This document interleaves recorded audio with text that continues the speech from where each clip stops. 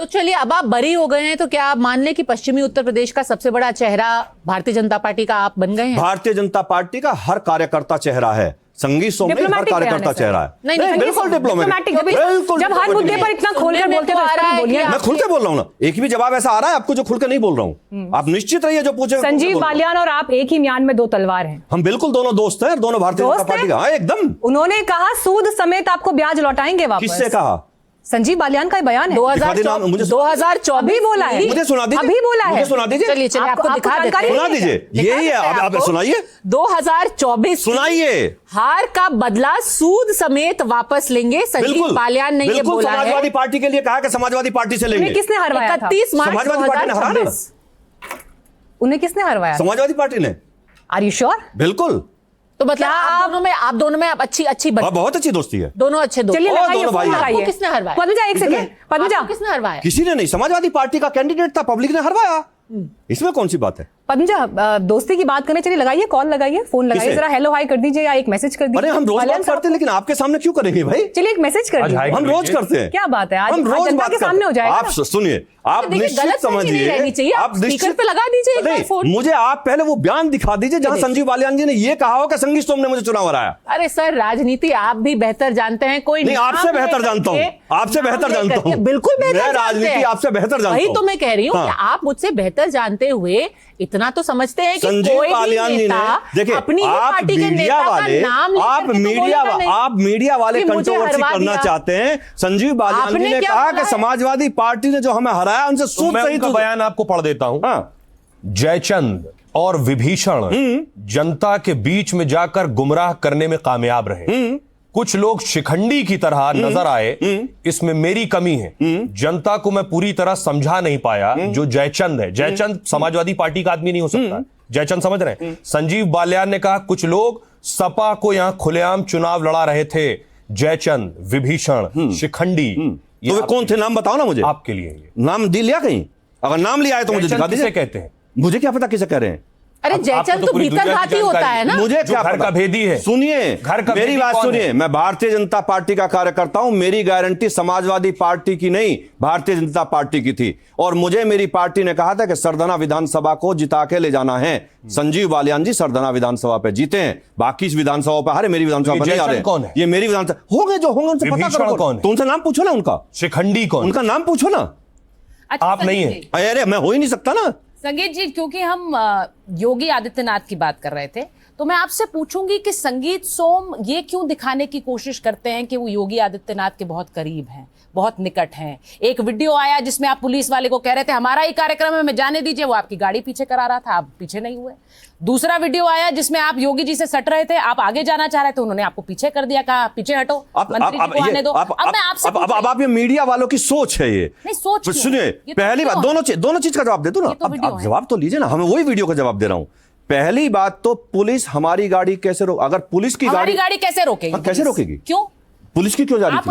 हमने ये कहा, देखिए पुलिस का कहना ये था। अरे आप सुनिए ना। नहीं, आपने कहा कैसे रोकेगी पुलिस? बिल्कुल, अगर हम गलत नहीं है, नहीं बिल्कुल, अगर गलत नहीं है तो नहीं रोक सकती। क्यों नहीं रोक सकती? हम गलत नहीं है ना। वहां पर एक प्रोटोकॉल था, आपकी गाड़ी नहीं जा सकती। नहीं, सबकी जा रही थी। यही धौंस दिखाते हैं। सबकी जा रही थी। आप यही धौंस सब ये धौंस नहीं है, आप लोगों के दिमाग में धौंस होगी। जो सही है वो होगा।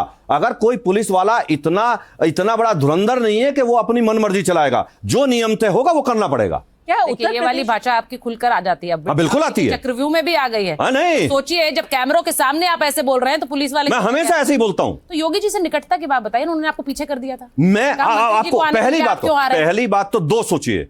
अगर मुझे कहा तो मेरे मुख्यमंत्री ने कहा, अगर कहा तो मुख्यमंत्री ने कहा। अगर मुख्यमंत्री ये कह रहे हैं कि पीछे हो जाओ तो हो जाओ। लेकिन आपकी जानकारी के लिए बता दूं, सिक्योरिटी वाला आगे खड़ा था। योगी जी ने कहा था कि तुम पीछे हो जाइए, जनप्रतिनिधि को आगे आने दीजिए। योगी जी से बात होती है आपकी? आखिरी बार कब बात हुई? मेरी भारतीय जनता पार्टी के हर कार्यकर्ता से बात हुई। योगी जी से बात? मेरी हर कार्यकर्ता, ये आपको क्यों बताऊंगा मेरी कब बात मिले आपको? ये मैं आपको कब मैंने तो सुना आपको और संजीव बालियान को आमने सामने बिठाकर सुलह करवाई गई।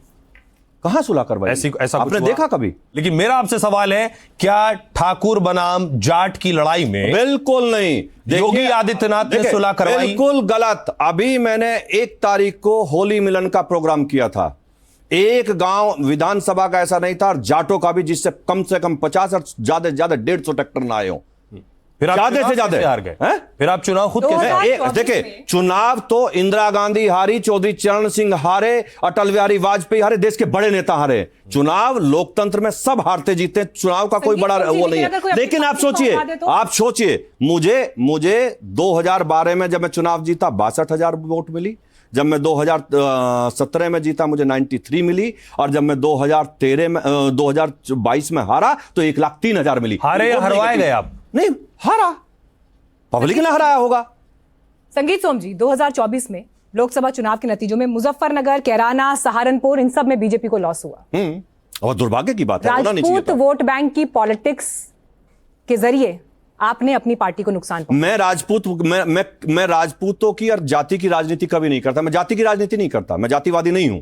मैं भारतीय हूं, भारत की राजनीति करता हूं। नफरती राजनीति करते बिल्कुल भारत की राजनीति करता हूं। आप जैसे लोग नफरती राजनीति करते हैं। आप लोग नफरती समझते होंगे, मैं एकदम भारतीयता की राजनीति करता हूं। हर उस आदमी से नफरत करूंगा जो भारत के साथ गद्दारी करेगा। इसीलिए आपको शाहरुख खान गद्दार दिखाई देता है। बिल्कुल गद्दार है, मैं आज भी कह रहा हूं। शाहरुख खान आपको एकदम गद्दार है। प्रधानमंत्री जिनको बधाई देते हैं, जो प्रधानमंत्री जब अच्छा काम करेगा तो बधाई देंगे, पूरे देश बधाई देगा। और इसी सरकार ने पद्मश्री भी दिया। सर्टिफिकेट देगा? मैं क्या कर रहा, मैं भारतीय हूं, मैं भारत का एक नागरिक हूं। प्रधानमंत्री नरेंद्र मोदी से बड़े हैं संगीत सोम। मैं भारतीय, भारत की सरकार मैं क्या कह रहा हूं, मैं आपसे कह रहा हूं ना, जब भारत की सरकार ने उन्हें अच्छा काम किया तो अवार्ड दिया, गलत काम करेंगे क्यों फिर सरकार ने वापिस कर दिया? वापिस हुआ ना? क्या वापिस किया? खिलाड़ी वापिस हुआ ना? गद्दार आपने शाहरुख खान को कहा या नहीं कहा? खिलाड़ी किसने खरीदा? शाहरुख खान को। खिलाड़ी खरीदा किसने था? खिलाड़ी खरीदा किसने था?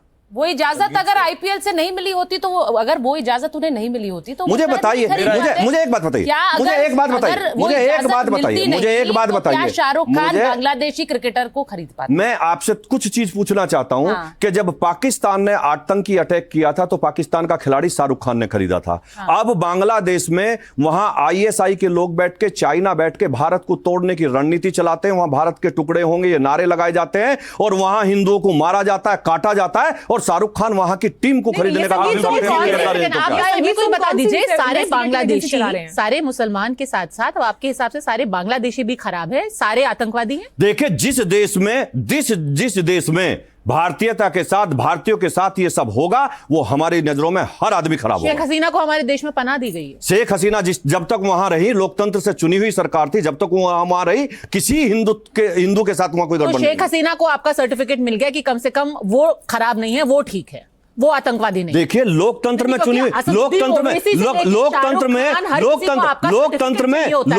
में चुनी हुई, सुनिए, लोकतांत्रिक तरीके से चुनी हुई सरकार सब सही होती है। वहां जो सरकार जब हिंदुओं को कटवा रही थी वो लोकतंत्र द्वारा चुनी हुई नहीं थी। तो शाहरुख खान कौन सा कोई लोकतंत्र के खिलाफ जाकर के मुस्तफिजुर रहमान को लेकर के आए थे? उस वक्त उनको इजाजत मिली थी। मैंने देखिए, पहली बात तो एक सुनिए, पहले बात, एक मिनट मेरी बात सुन लीजिए। मैंने जो अपना विचार रखा, आप मुझे बताइए ना, मैंने जो, हाँ एक मिनट मेरी सुन लीजिए, पहले जवाब सुनते रहिए, जवाब सुनते रहिए। जब मैंने शाहरुख खान के लिए बोला, वो मैंने 140 करोड़ भारतीय लोगों की बात को रखा। 140 करोड़ लोगों की भावना थी। किसी ने विरोध किया क्या उस बात का? शाहरुख खान देश को टैक्स कितना देते हैं आपको पता? आपको ये पता है कि 92 पाकिस्तान को कितना पैसा देते हैं? 92 करोड़ 2023-24 का टैक्स है। वो कमाते कहां से हैं?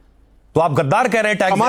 टैक्स देने वाले को आप गद्दार कह रहे हैं? फिर भी देश से गद्दारी करते हैं। संगीत सोम कितना टैक्स देते हैं? शाहरुख खान जैसे लोग, संगीत सोम कितना टैक्स देते हैं? शाहरुख खान, संगीत सोम का आप देख लीजिए, मैं ठीक ठाक टैक्स देता हूं, मैं ठीक ठाक टैक्स देता हूं। ये भी कहां से कमाते हैं आप? देश से।